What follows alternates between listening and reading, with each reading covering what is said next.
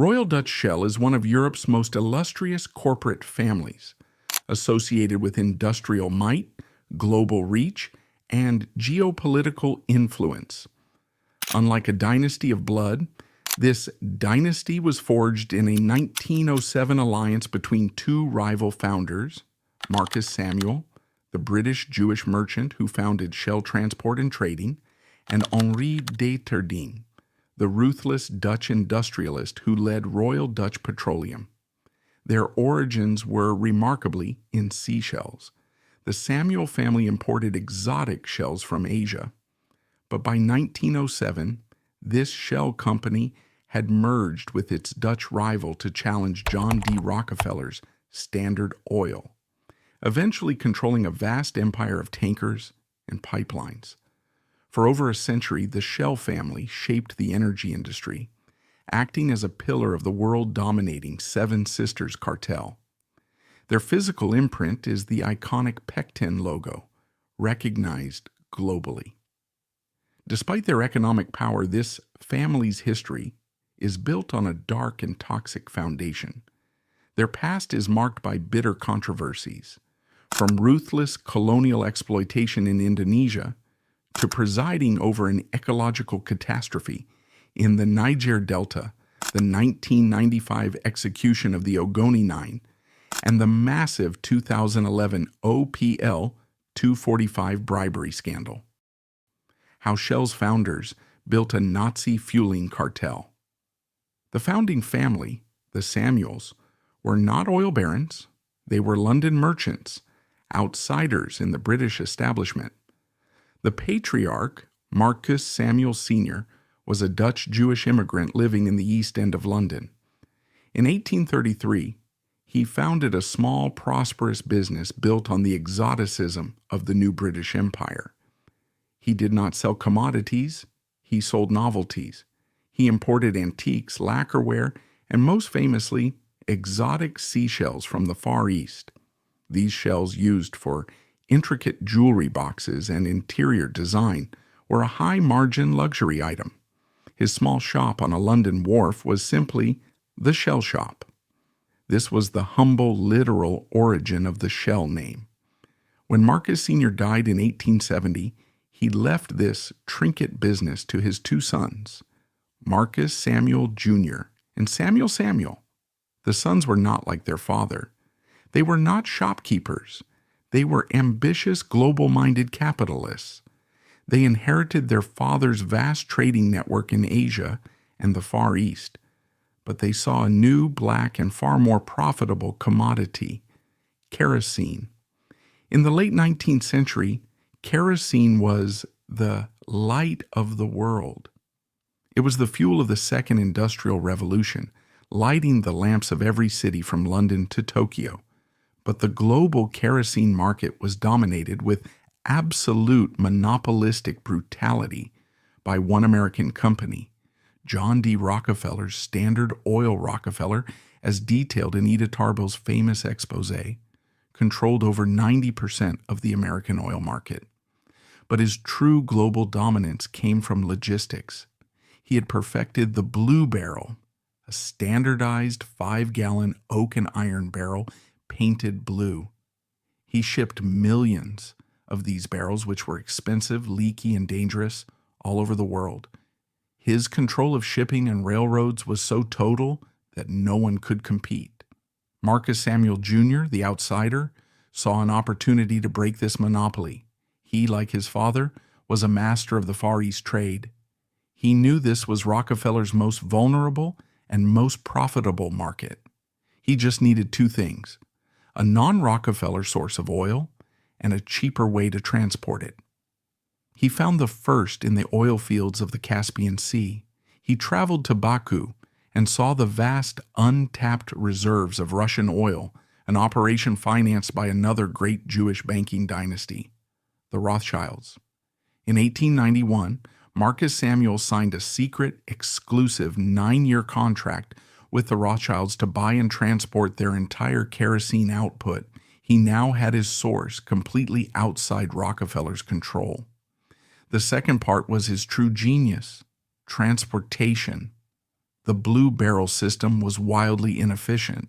The barrels themselves were expensive, they leaked, and they had to be shipped back empty. But more importantly, they were dangerous.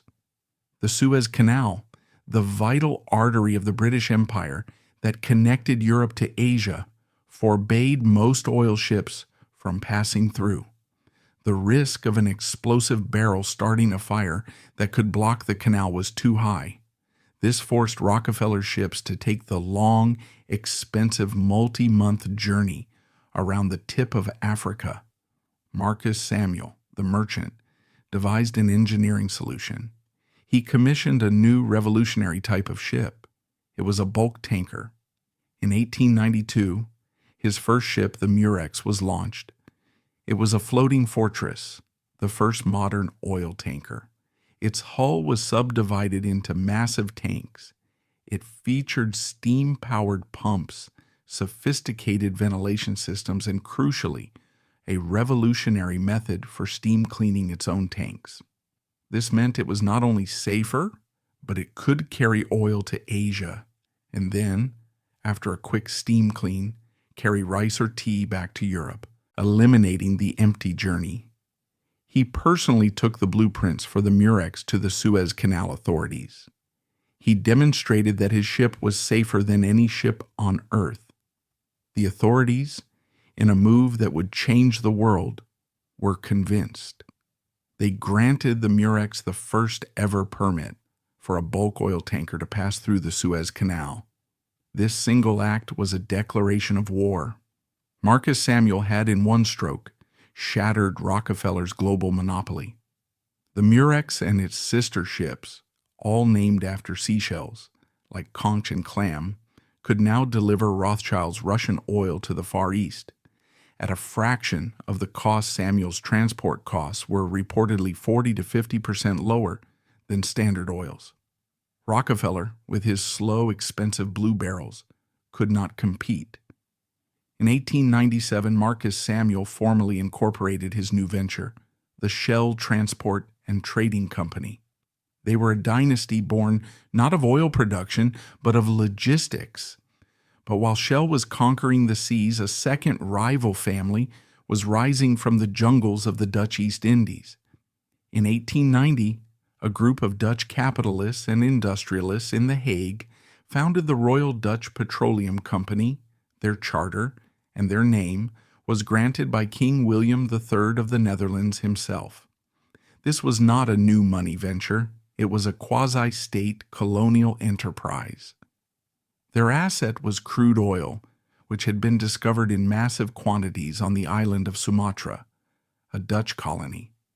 While Shell was a transport company, Royal Dutch was a production company. They were drillers. And their business model was pure 19th century colonial extraction. This was the dark origin of the Dutch side of the dynasty. Their entire operation was built on the exploitation of a colonized people. They operated with the full military and political backing of the Dutch government. They employed cheap, local Indonesian labor to work in the dangerous, remote jungle drilling camps.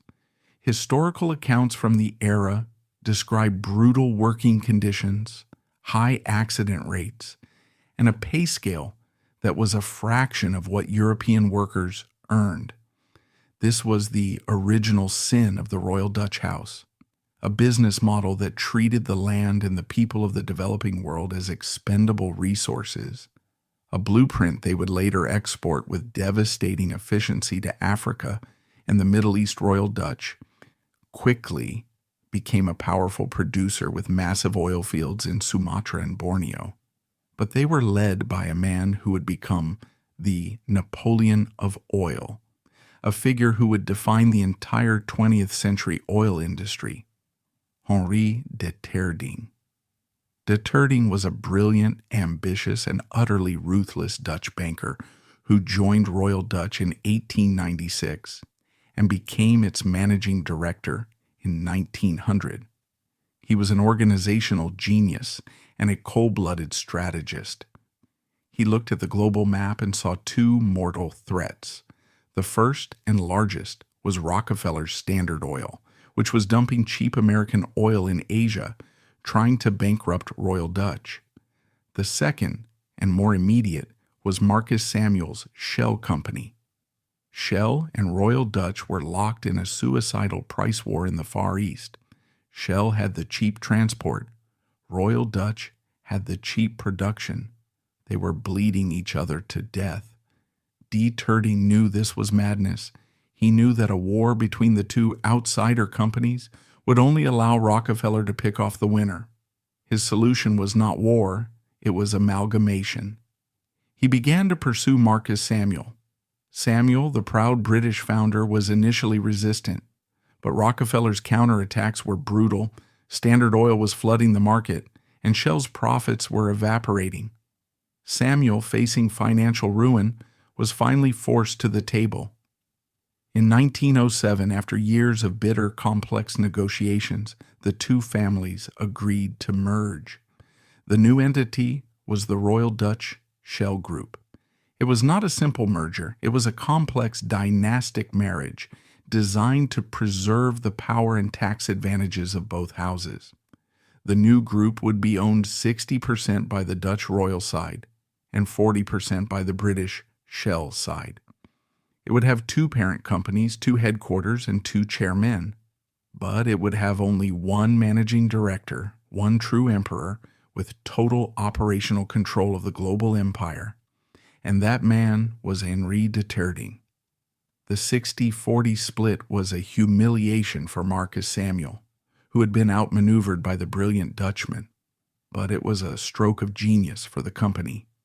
The new Royal Dutch Shell was instantly the only corporation on earth that could compete directly with Standard Oil. It had its own massive production and its own world-class global shipping fleet. By 1910, this new alliance controlled over 10% of the global oil market and was perfectly positioned to expand. But this new dynasty was, from its birth, built on a toxic foundation. It had combined the colonial exploitation model of the Dutch with the ruthless, anti-competitive logistics model of the British, and it was now led by a man, Henri de Turding, whose own dark past would come to define the company's amoral political compass. While Marcus Samuel's original genius was transportation, de Turding's was consolidation and exploration. He immediately pushed the dynasty's operations beyond its strongholds in the Far East. He saw that the 20th century would be defined by the internal combustion engine, and he intended to fuel it. His first target was Russia. Even before the merger was finalized, de Turding, using Royal Dutch's massive capital, had moved to consolidate the chaotic post-Rothschild oil fields of Baku. He bought up smaller producers, creating a dominant position. His next target was America itself. He knew he could not beat Rockefeller on his home turf of Pennsylvania or Ohio. So, he went where the new oil was being found, the lawless, booming fields of Oklahoma and Texas. In 1912, he founded the Roxana Petroleum Company in Oklahoma, which would eventually, in 1949, be renamed Shell Oil Company. This was a direct, audacious invasion of Rockefeller's home continent, and in 1913, he made one of his most lucrative moves, one that would mirror the colonial exploitation of his Dutch ancestors. He plunged the company's resources into Venezuela. He acquired the Caribbean Petroleum Company, which held vast, untapped concessions. Venezuela, ruled by a succession of corrupt dictators, was the perfect partner. It had all the oil, and it was willing to trade it for a fraction of its value. The Shell dynasty's subsequent operations in Venezuela, particularly around Lake Maracaibo, would become one of its greatest cash cows and a source of profound environmental and social controversy, a first draft for what was to come in Nigeria. But de Turding's greatest triumph, the event that truly forged the Shell dynasty's power, was not one of his own making. It was a gift delivered by the U.S. government. On May 15, 1911, the U.S. Supreme Court, in the landmark case Standard Oil Company of New Jersey versus United States, ruled that John D. Rockefeller's empire was an illegal monopoly in restraint of trade and violated the Sherman Antitrust Act. The court ordered that Standard Oil be shattered into 34 separate, independent companies. For Henri de Terding, this was the single greatest event of his life. His only true global rival, the dragon he had spent his entire career fighting, had just been slain for him by its own government. The breakup of Standard Oil created a global power vacuum. The 34 new baby standards were forced to compete with each other, their integration broken, their global network in chaos deterring, at the head of his single vast vertically integrated global entity, pounced. Vertical integration was the dynasty's core business strategy. While the baby standards were now fragmented, one company owning the wells, another the pipelines, another the refineries, Royal Dutch Shell owned everything. They owned the exploration teams that found the oil in the jungles of Borneo and Venezuela. And, increasingly, they owned the gasoline stations in cities from London to Shanghai. Marked by the iconic red and yellow Pectin Shell logo, this was a closed loop. Shell could control the price and the profit at every single step, from the ground to the gas tank. This model, which Rockefeller had pioneered and the U.S. government had just destroyed, was now Shell's unique global weapon. With Standard Oil shattered, de Terding now moved to ensure that no such free market chaos would ever challenge him again. He would not just build an empire, he would build a cartel. His golden age was the 1910s and 1920s. He became the architect of the new global oil order. This dark past of the dynasty was not one of competition. It was one of collusion. The first front was political. De Terding understood that oil was not a commodity. It was an instrument of geopolitical power. He moved to make his dynasty indispensable to the British Empire. In 1914, as World War I was about to erupt, the British Royal Navy, under First Lord of the Admiralty Winston Churchill, was making a terrifying strategic pivot, converting its entire fleet from coal to oil. This created a national security crisis. Britain had vast reserves of Welsh coal. It had no oil. It was, in a single stroke, making its entire navy, and thus its entire empire, dependent on foreign oil. Churchill's solution was to buy a controlling stake in the Anglo-Persian Oil Company, securing access to the new fields in Iran. But Anglo-Persian was not yet a giant. The other great British domiciled firm was Shell. De Terding, who had become a naturalized British subject and been knighted for his services, positioned his British half as a patriotic partner. He effectively lobbied the British government, ensuring that his dynasty would be a primary and trusted supplier to the Royal Navy. He was locking in the most powerful military customer on earth. His second and more secret act of collusion was with his rivals. The old world of Standard Oil was gone. The new world would be run by a committee of kings. This committee would become known as the Seven Sisters, the seven great oil companies that, for the next 50 years, would control the world's oil supply. They were Shell, BP, Exxon, Mobil, Chevron, Gulf, and Texaco. Henri de Terding was the unofficial chairman of this new global cartel.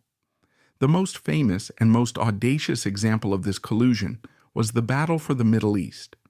After World War I, the Ottoman Empire was dismembered and its oil-rich provinces were seized by the British and French. De Terding, along with the heads of the other sisters, knew that a price war over these new fields would destroy their profits. His solution was to eliminate competition entirely. In 1928, after years of complex secret negotiations, Duterte and his rivals met. They formed a joint venture, the Iraq Petroleum Company, to collectively manage the entire oil production of Iraq Shell, BP, and the American firms all took a share. They had created a monopoly. To formalize this, they allegedly held a famous meeting. According to legend, one of the partners, Calouste Gulbenkian, took a red pencil and drew a line on a map of the now defunct Ottoman Empire. This red line agreement was a gentleman's pact. The sisters who were part of the IPC agreed that they would not compete with each other inside that red line, which covered almost the entire known oil-rich Middle East. This was the Severin-level abuse of power.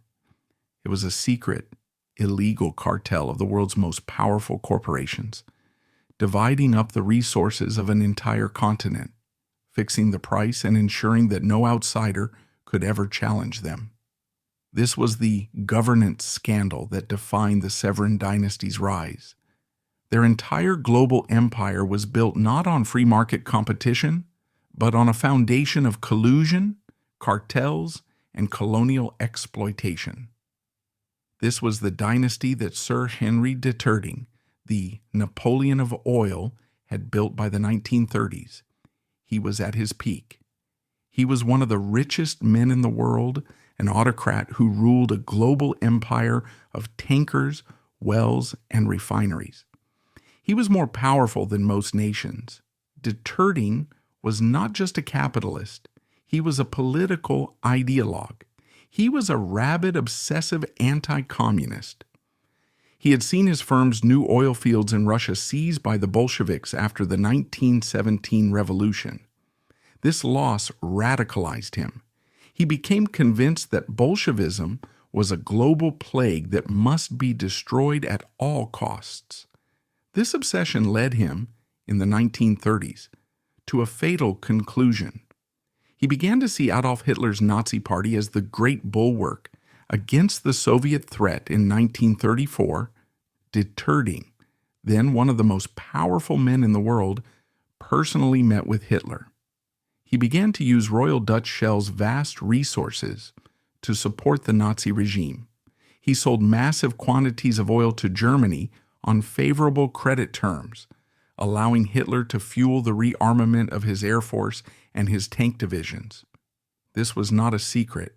It was a public scandal. The Shell name, which had been founded by the Jewish Samuel family, was now being used to fuel the rise of the Third Reich. The Samuel family, who were still 40% owners, were horrified. The Jewish Chronicle and other organizations began to call for a global boycott of Shell. The company was plunged into a moral and public relations crisis.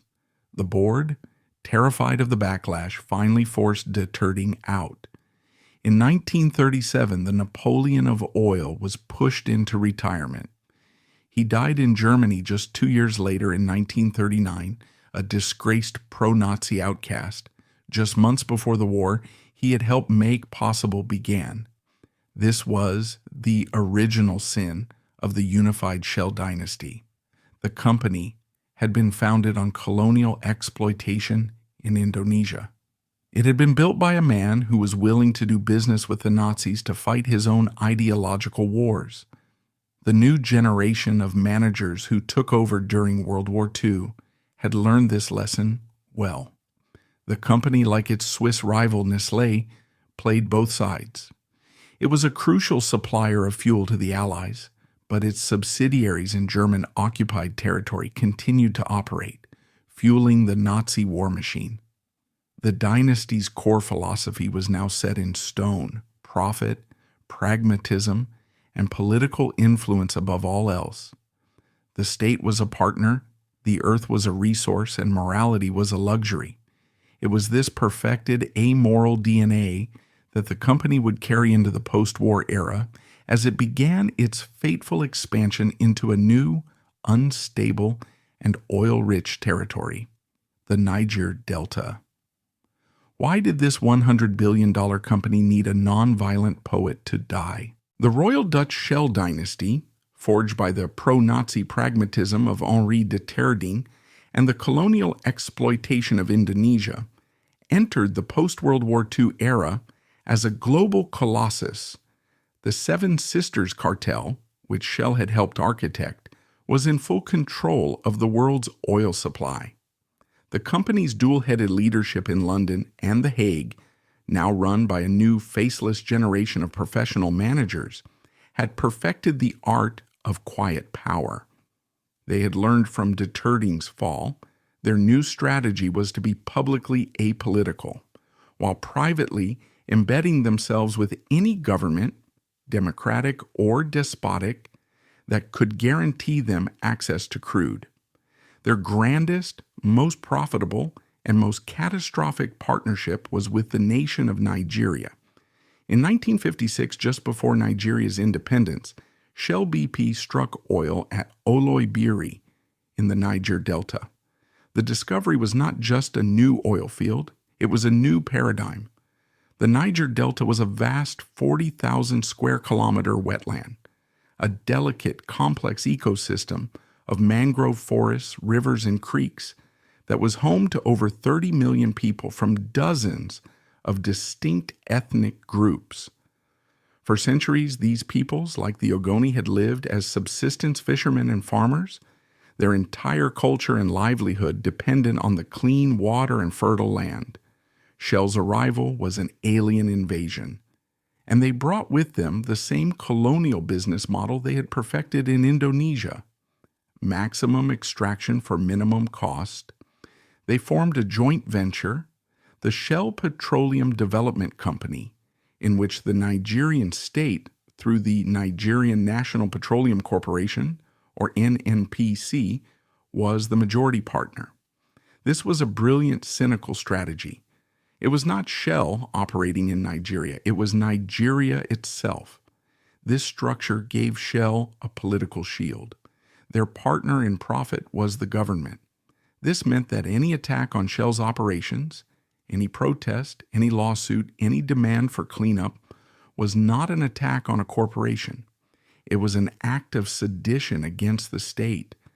The oil boom of the 1970s, fueled by the OPEC crisis, turned Nigeria into one of the world's most important producers, and Shell was its king. By the 1980s, the SPDC, operated by Shell, was pumping nearly 1 million barrels of oil a day, accounting for over 50% of Nigeria's entire oil production. The Shell dynasty and the corrupt military dictatorships that ran Nigeria grew fantastically rich. The Nigerian people did not. The curse of oil was not just a metaphor, it was a physical reality. The Niger Delta, the homeland of the Ogoni and other tribes, was being systematically poisoned on an industrial scale. This was not the result of a single Exxon Valdez-style accident. It was the result of a deliberate, decades-long business decision to prioritize profit over safety. Shell's infrastructure in the Delta was, by the 1970s, already aging. The pipelines that crisscrossed the region, running directly through villages, farms, and rivers, were corroding, rusting, and poorly maintained. Instead of investing billions to replace and modernize this network, Shell's managers in London and The Hague made a simple cold calculation. It was cheaper to let them spill, and they spilled constantly. The United Nations Environmental Program, in a 2011 report, would later provide the horrifying statistics.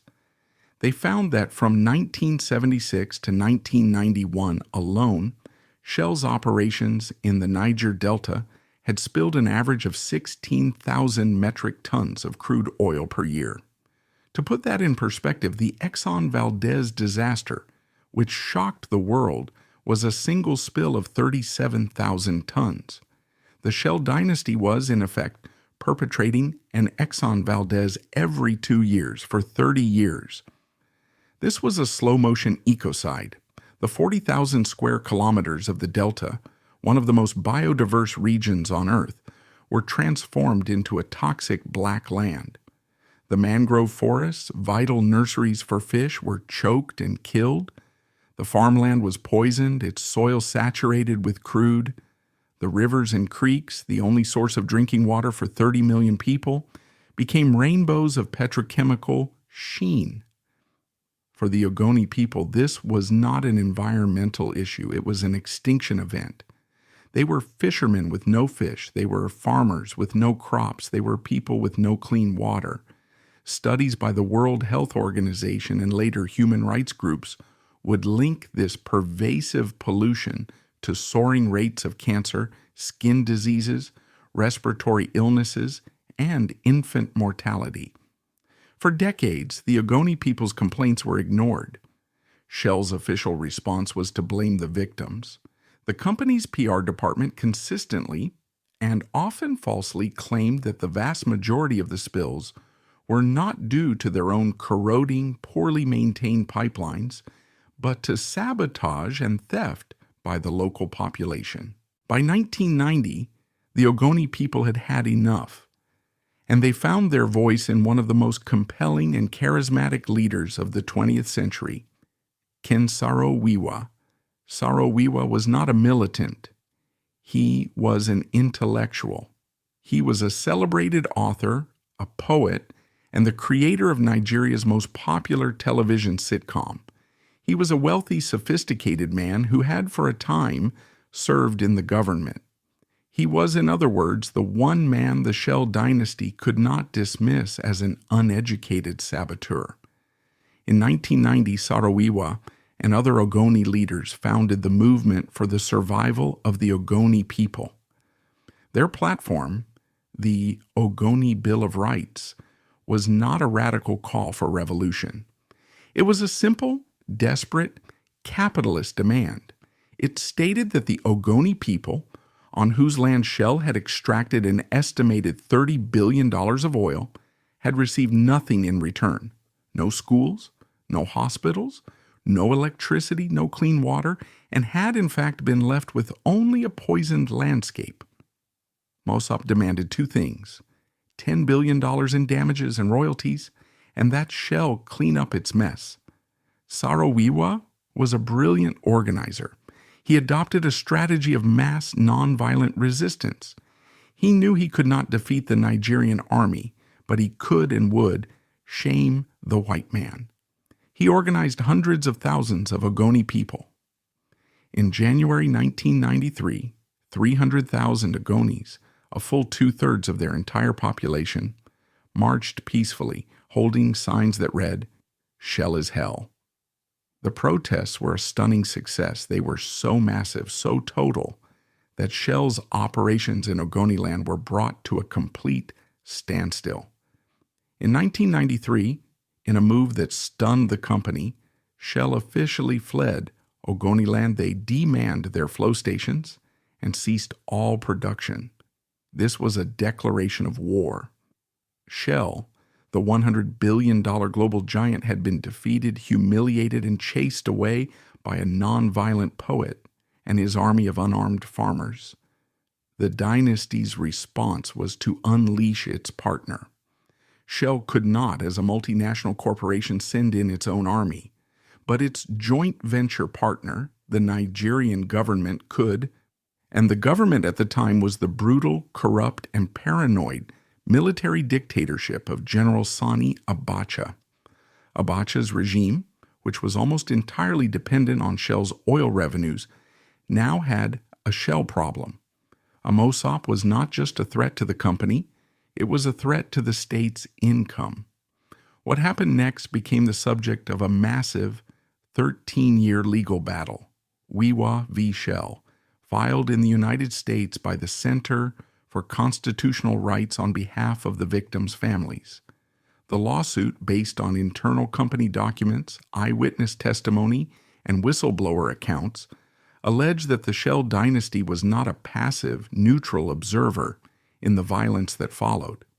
It alleged that Shell was actively complicit in a campaign of state-sponsored terror. The allegations were chilling. The lawsuit claimed Shell provided logistical and financial support to the Nigerian military and its notoriously brutal Internal Security Task Force, a unit nicknamed the Kill and Go Police. Witnesses testified that Shell provided vehicles that were used by this unit to raid Ogoni villages. Internal memos revealed that Shell shared reports on Mosapi and the subversive activities of Ken Saro-Wiwa with the military government, effectively painting a target on his back.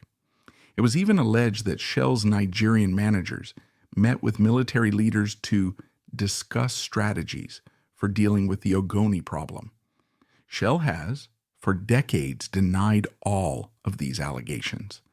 The company's official position has always been that it was merely a neutral business, stuck in the middle of a tragic internal political dispute. But the results on the ground were undeniable. In 1993 and 1994, the Nigerian military, allegedly supported by Shell, unleashed a campaign of terror against the Ogoni people. According to Human Rights Watch and Amnesty International, this campaign was not a police action. It was a scorched earth operation. Soldiers swept through Ogoni land, burning villages, systematically raping women and summarily executing Mosapi supporters. A 1999 Human Rights Watch report estimated that over 2,000 Ogoni were killed in this crackdown. Then, in May 1994, the Abacha regime found its pretext a group of 4 conservative Ogoni chiefs who were seen as pro-Shell were murdered by a mob of Ogoni youth. The circumstances were, and remain, mysterious. Ken Saro-Wiwa was not even in the village at the time. He was actively campaigning against violence. The Abacha government, however, did not care. They immediately arrested Ken Saro-Wiwa and 8 other Mosop leaders. The Ogoni 9, as they became known, were charged with inciting the murders. The trial that followed, held before a secret special military tribunal, was a farce. It was a show trial. The prosecution's witnesses were later proven to have been bribed by the government, with witnesses later testifying in the U.S. lawsuit that Shell representatives had been present when these bribes were offered. The international community was outraged. Amnesty International declared the Ogoni 9 prisoners of conscience. The world knew this was a political assassination, a judicial murder. This was the Shell dynasty's critical moment. The company, and only the company, had the power to stop it. The Abacha regime was a pariah state, and Shell's oil revenue was its only lifeline. A single public statement from Shell's board in London, a threat to review its operations or halt production, unless Saro-Wiwa was given a fair civilian trial, would have almost certainly saved his life. The world waited. Human rights groups, the Pope, the British government, and the U.S. State Department all pleaded with Shell's leadership to intervene. The Shell dynasty, led by its board, did nothing. Their response was a chilling masterpiece of corporate speak. They issued a statement saying they would not interfere in the sovereign legal processes of a nation. They claimed that quiet diplomacy was the only way this silence was, in the eyes of the world, active complicity. Shell, which had allegedly provided the vehicles that terrorized the Ogoni, was now providing the political cover that would allow their leader to be hanged on November 10th, 1995. Ken Saro-Wiwa and the 8 other Mosop leaders were hanged by the neck by the Nigerian military government. The execution was reportedly botched. Saro-Wiwa had to be hanged 5 times before he died. His reported last words, as he was led to the gallows, were a direct curse on his executioners.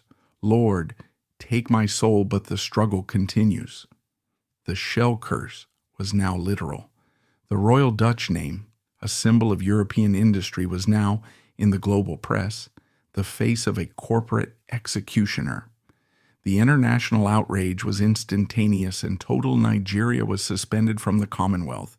Shell was, for the first time, a global pariah.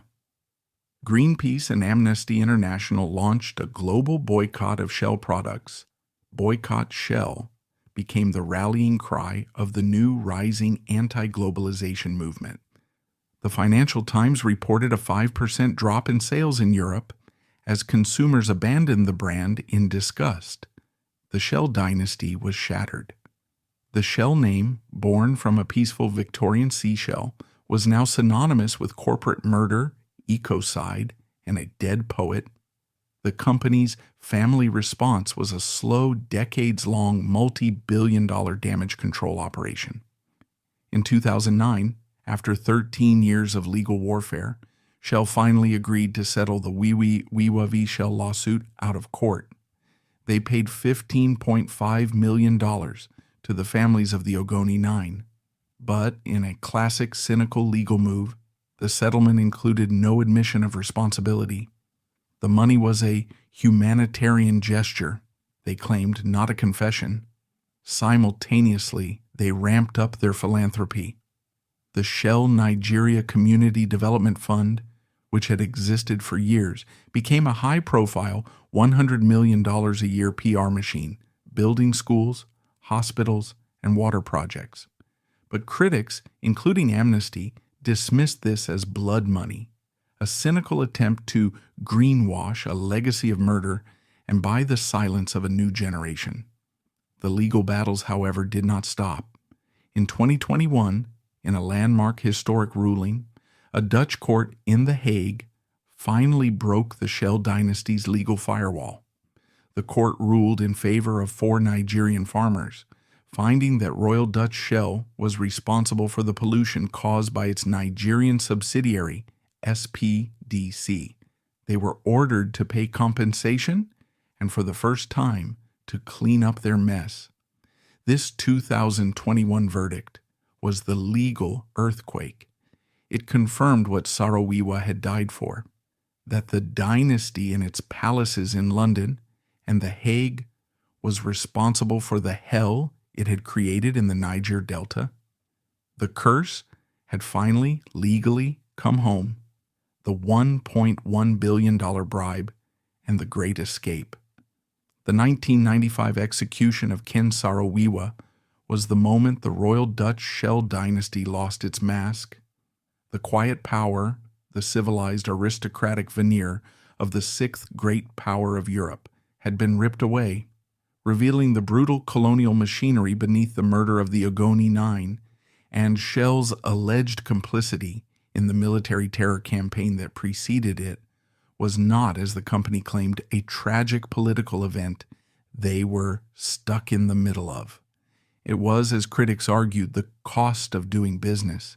It was the price the dynasty was willing to pay to protect its 1 million barrel a day oil flow from the Niger Delta, the $15.5 million settlement. Shell later paid to the victims' families without admitting guilt was seen by many as nothing more than a blood money transaction, a rounding error on a balance sheet that had profited billions from the Ogoni's land. But the Ogoni tragedy, while the most visible of the dynasty's crimes, was just one symptom of a much deeper, more systemic disease. The Shell curse in Nigeria was not a single event. It was a decades-long business model built on 2 pillars: industrial-scale pollution and state-level corruption. While the world was focused on the drama of the Ogoni Nine, Shell was engaged in a parallel and perhaps even larger scandal that exposed the true rotten core of its African operations, the OPL 245 bribery case. This was not a story of violence, but of pure, high-finance corruption. The prize was Oil Prospecting License 245, or OPL 245. This was one of the richest, most valuable untapped oil blocks in all of Africa, located off the Nigerian coast. It was a whale field, estimated to hold over 9 billion barrels of crude. The story, as pieced together by investigative journalists from Global Witness and later by Italian prosecutors, was a tale of breathtaking cynicism. In 1998, the corrupt military dictator Sani Abacha awarded the rights to this multi-billion-dollar oil block to a dummy company, Malabu Oil and Gas. The price? Just $20 million. It was later revealed that Malabu Oil and Gas was not a real company. It was a shell corporation secretly controlled by Dan Etete, who was, at the time, Sani Abacha's oil minister. He had, in effect, simply given the richest oil block in Africa to himself. When Abacha died, the deal was disputed and the OPL 245 block was trapped in a legal web. By 2011, Shell, along with its Italian rival partner Eni, wanted that block. They needed it, and they were willing to pay. The two dynasties, Shell and Eni, devised a plan they would, on paper, pay the Nigerian government for the rights to the block. In 2011, Shell and Eni transferred $1.3 billion to the Nigerian government. It was a massive state-level deal. But then, in a move that prosecutors would later call a conspiracy, the Nigerian government, acting as a laundering agent, immediately transferred $1.1 billion of that same money to the private, offshore accounts of Malabu Oil and Gas, the Shell company still controlled by the now former oil minister Dan Etete. The Shell dynasty had not bought an oil field from Nigeria.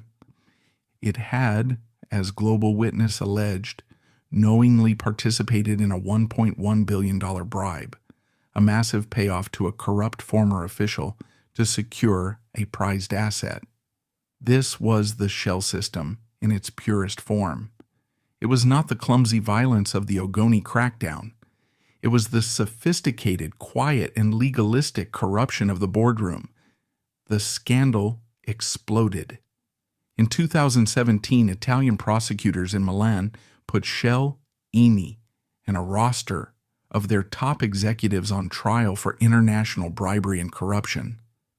The trial lasted for years, a deep, granular investigation into the dynasty's inner workings. In 2021, in a stunning verdict, the Italian court acquitted all the executives. The judges ruled that while the deal was opaque and the payment to Etete was ethically questionable, prosecutors had not proven, beyond a reasonable doubt, that Shell and any executives knew the $1.1 billion was a bribe. The dynasty had once again won. Its army of lawyers, its corporate structure, had shielded it, but the win was hollow. The trial had exposed the company's entire rotten methodology to the world. The U.S. Department of Justice in 2021 fined Shell $48 million for its role in a different but related Nigerian bribery scheme. In 2022, the UK's Serious Fraud Office hit Shell with a $30 million fine for corrupt payments in Angola. The OPL 245 case was not an exception, it was the rule. The dynasty's family business in Africa, critics alleged, was built on a foundation of systemic bribery, a cost of doing business that they simply factored into their profit and loss statements. While this financial corruption was being exposed in the courts of Milan, the environmental corruption in the Niger Delta was metastasizing. The 2011 UNEP report, the UN's official autopsy of Ogoniland after Shell's departure, was a document of pure horror. It confirmed everything Ken Saro-Wiwa had been hanged for saying. The UN found that the pollution was not just a few spills from sabotage. It was systemic, pervasive, and catastrophic.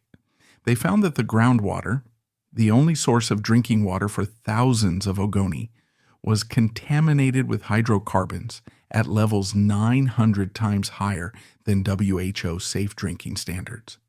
The report concluded that a full environmental restoration of Ogoniland would be the largest such project ever attempted, requiring 30 years and an initial immediate investment of $1 billion just to start. The 2021 Dutch court ruling had for the first time made the parent company in The Hague legally responsible for this mess. The Shell dynasty was now cornered. They were facing billions in legal claims over the Ogoni 9, billions in potential fines from the OPL 245 scandal, and now a $100 billion plus liability to clean up the 60 years of pollution in the Delta. The dynasty, true to its pragmatic, amoral roots, responded not with remorse but with a new strategy, the Great Escape.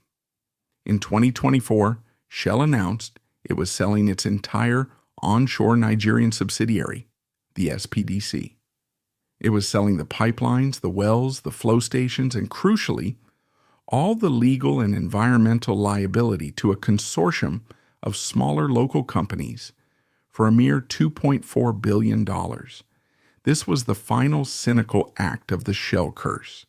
The company that had extracted tens, perhaps hundreds, of billions of dollars in profit from the Niger Delta for over 60 years was now running away, as Amnesty International stated, from the $100 billion plus cleanup bill. They were divesting. They were keeping the profits, but selling the poison. They were leaving the 30 million people of the Niger Delta in a toxic wasteland, now owned by a new, smaller company that had neither the resources nor the obligation to clean it up. It was perhaps the single most brilliant and most evil business deal in their 500-year history. This, then, was the governance scandal of the Gin Shell. It was not just a single lapse like Ken Saro-Wiwa or a single bribe like OPL 245. It was a multi-generational corporate strategy of systemic exploitation.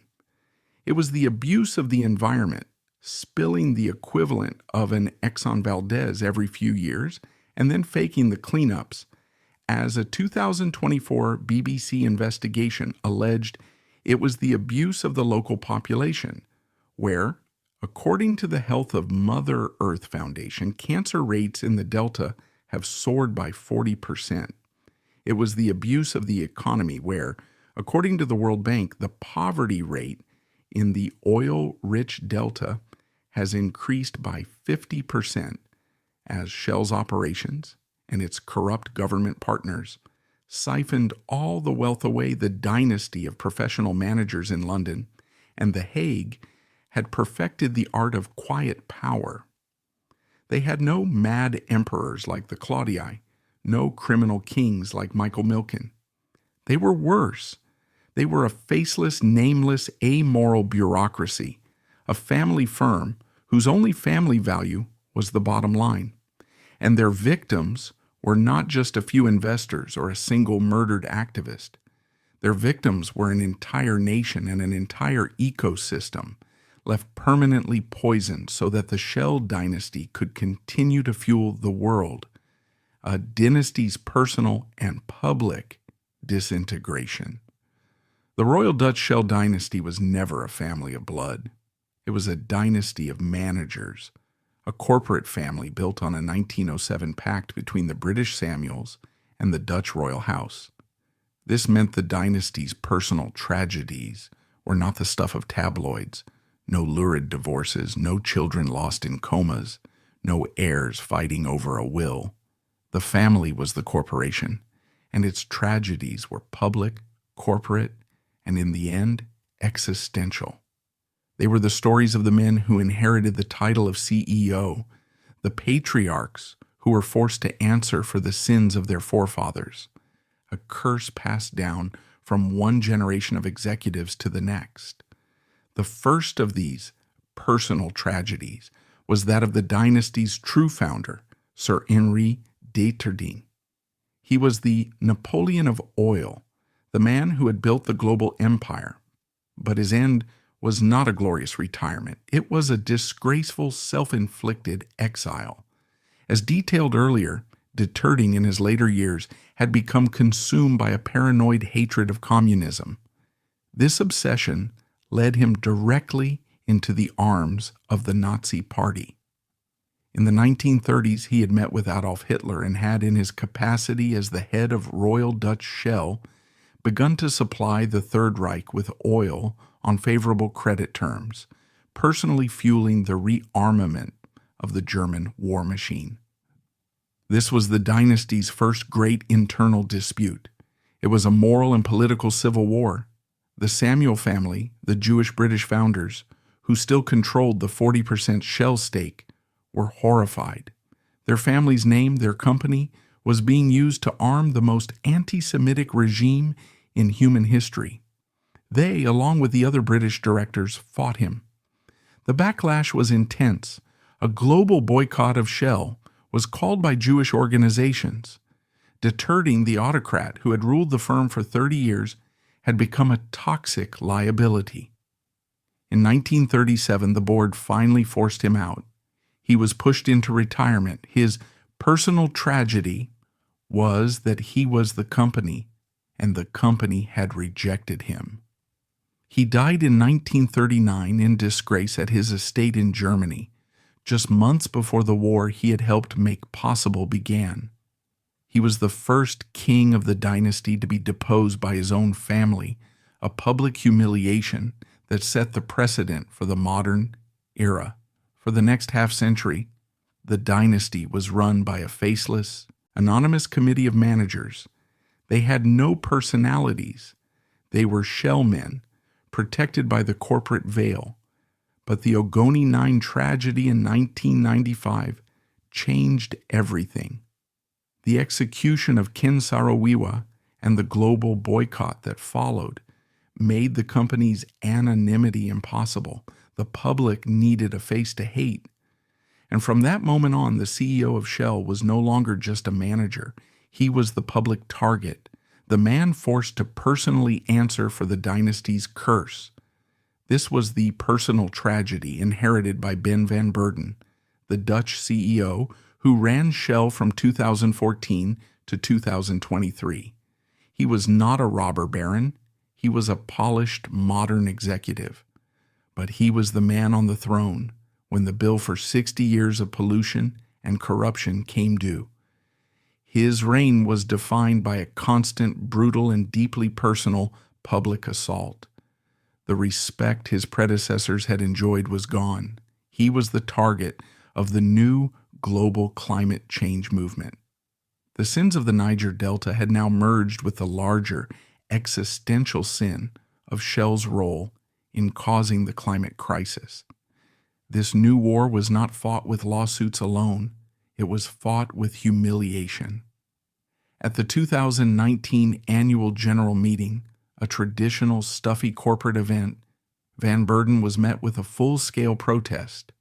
Activists from Greenpeace and other groups stormed the building. They did not just picket, they threw paint, they unfurled banners, they glued themselves to the doors, they screamed at the executives, calling them climate criminals.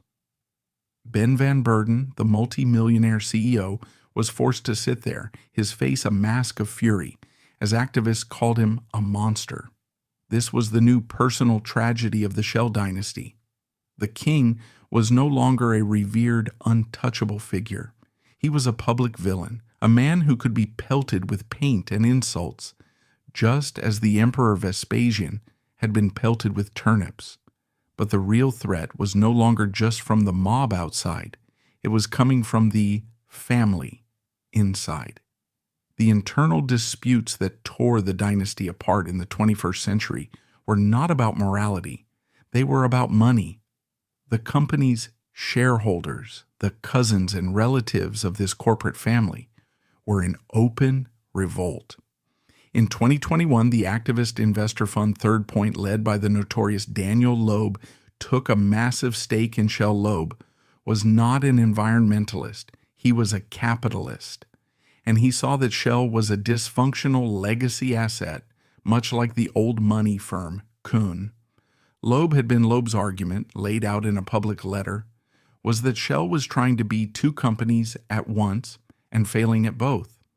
It was the dirty legacy oil and gas company and a new, clean, renewable energy company.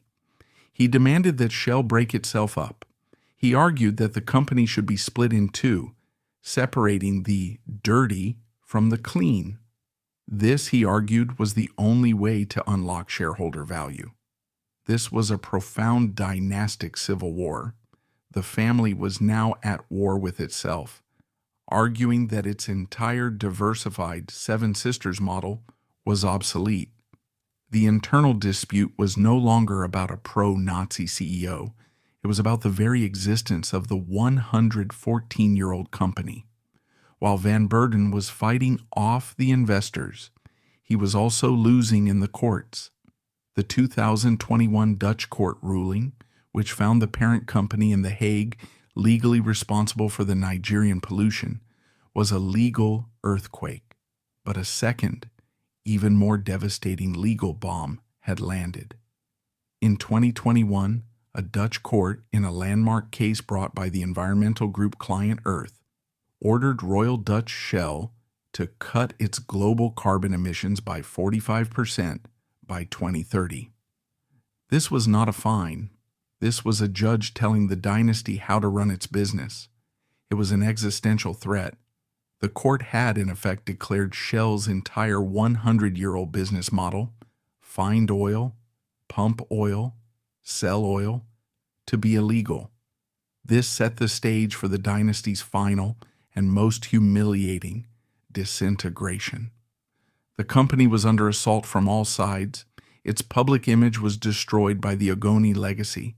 Its shareholders were in open revolt. Its legal foundations were crumbling under the Dutch court rulings, and its new CEO, Wael Sawan, immediately inherited a new personal lawsuit from Client Earth, this time suing the directors personally for failing to manage the climate risk. The dynasty, cornered and bleeding, made a final desperate move. They decided to erase their own identity.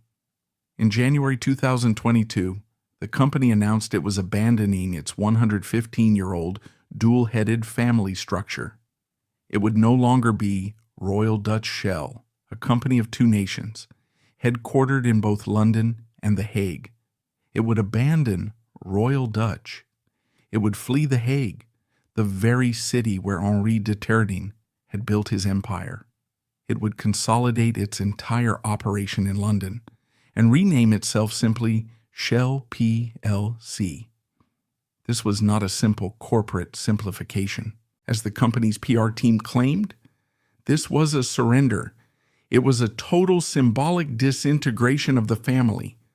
The Royal Dutch name, which had once signified the dynasty's noble heritage and its protection from the Dutch crown, was now a toxic liability.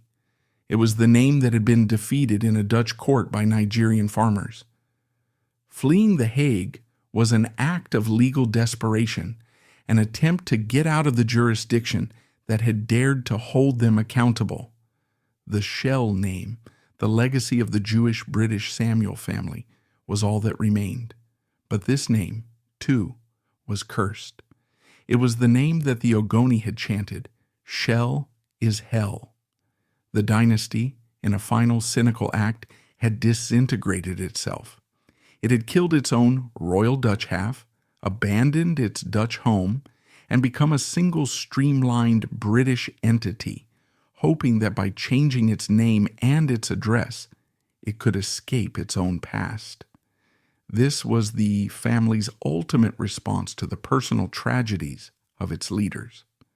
When Henri de Terden was disgraced, he was retired. When Ben Van Beurden was humiliated by protesters and defeated in court, the company itself retired its own identity. But this corporate shell game was paired with its other classic family response, philanthropy. The dynasty had always used its charitable arms to wash its reputation. The Shell Foundation, established in 2000, was the modern, sophisticated version of this. It spends $50 million a year on good works, primarily funding sustainable energy and development projects in Africa and Asia. This is the final perfect irony of the Shell curse. The corporate arm of the dynasty, Shell plc, spends its billions bribing officials in Nigeria and polluting the Niger Delta. And then, The charitable arm of the dynasty, the Shell Foundation, spends its millions giving aid to the very same poor African communities that the corporate side has just exploited. The disintegration of the family was not a death. It was a rebranding. They had sold their Nigerian liability to a smaller company, washing their hands of the $100 billion cleanup. They had erased their Royal Dutch name to flee the Dutch courts, and they had polished their charitable foundation to cover the whole operation in a green sheen. The family was and is a machine. It feels no guilt. It has no tragedy. It just has a balance sheet. It has adapted, shed its old skin, and continues, as it has for 120 years, to profit from the killer inventions and the dark extraction that defined its founders, leaving a legacy of social and environmental ruin in its wake. The final verdict on a 120-year crime. The Royal Dutch Shell dynasty, a corporate family built on a 1907 pact, was a machine designed for one purpose: to find, extract, and profit from oil. But this simple industrial goal was, from its inception, entangled with a darker, more complex mission: the exercise of geopolitical power. The Shell curse, as critics call it, is not just about environmental spills. It is about the dynasty's century-long history of operating as a shadow state, a corporate empire that allegedly toppled governments, bribed officials, and used its vast wealth to silence its enemies. This is the dark past that has led to a web of persistent conspiracy theories. These are not just the whispers of internet forums. They are the formal allegations in courtrooms, the conclusions of investigative journalists, and the deep suspicions of entire nations. The central question of the Shell legacy is not, did they pollute? That is a proven, quantifiable fact. The question is, are they just a corporation, or are they a criminal enterprise? The most potent and damning conspiracy is the one that is most plausible: that Shell did not just allow Ken Saro-Wiwa to be killed, they actively orchestrated it. The official family narrative, the one Shell has maintained in court for 30 years, is that they were a neutral party. They were a simple commercial enterprise, stuck in the middle of a tragic internal political dispute between the Ogoni people and the Abacha military dictatorship. They claimed they practiced quiet diplomacy to try and save Saro-Wiwa, but that their interference would have been inappropriate.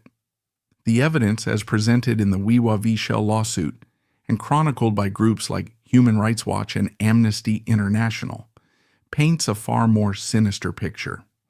This narrative suggests that Shell, furious at the Mossop protests that had cost them their Ogoniland profits, had moved from partner of the state to handler of the state. The allegations, which Shell continues to deny, are specific.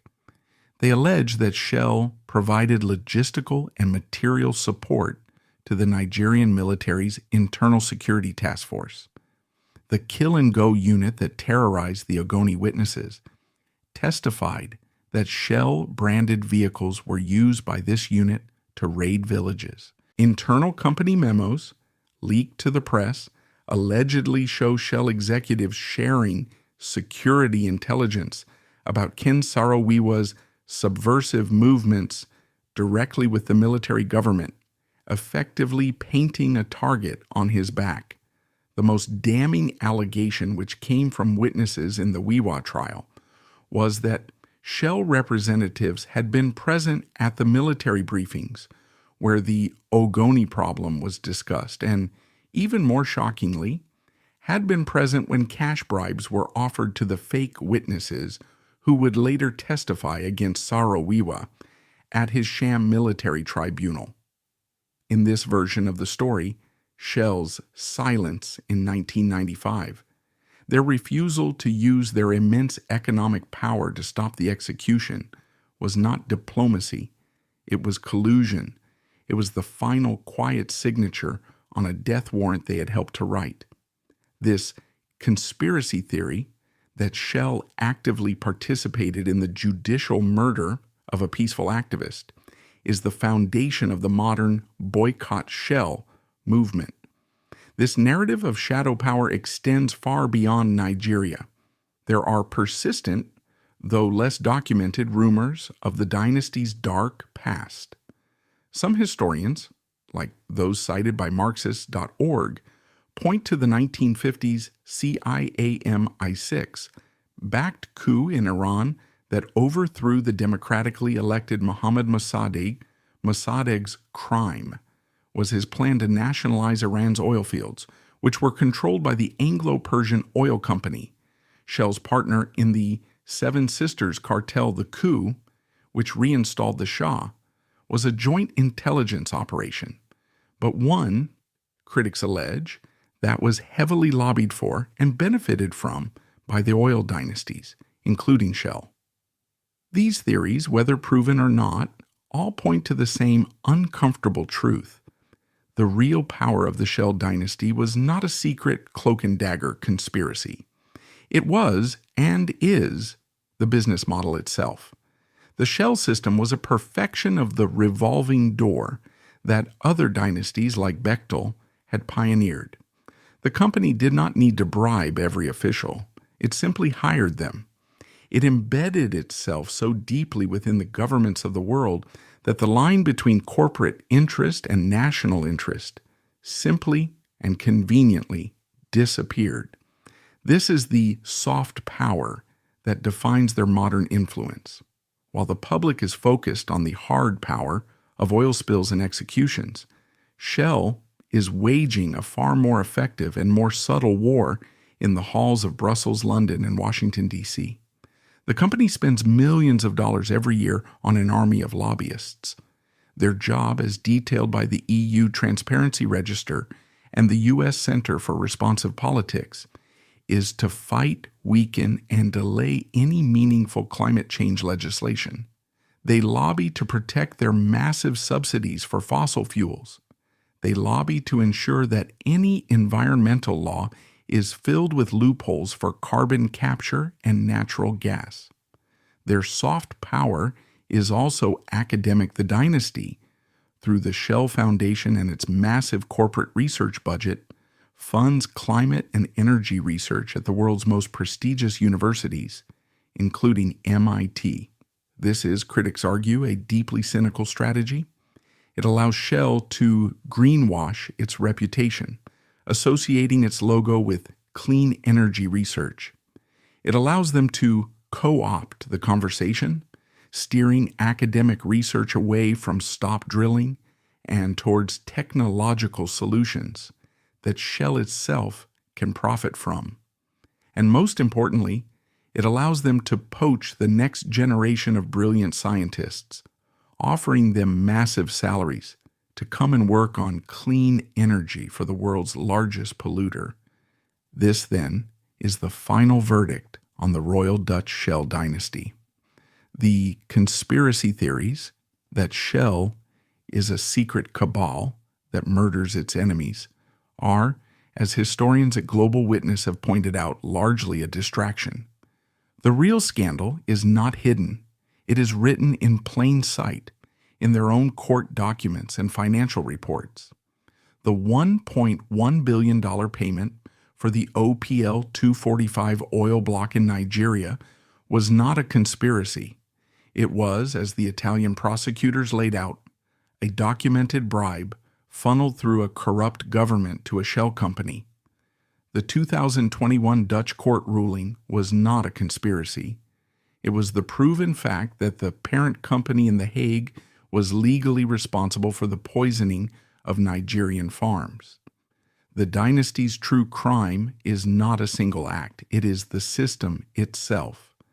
The legacy of Marcus Samuel and Henri de Terding is a 120-year-old corporate family that has perfected the art of privatizing profit and socializing cost. They privatized the profits from the Niger Delta, extracting tens of billions of dollars.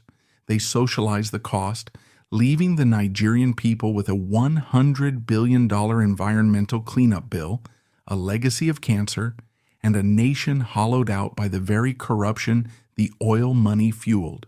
The dynasty in the end has no blood. It has no family to feel shame. It is a machine. The legacy of the Shell family is a profound and ongoing lesson in the complex, unaccountable power of the modern multinational corporation. A dynasty that will, critics charge, willingly poison a continent to fuel the world and then use the profits to buy its own clean, green alibi.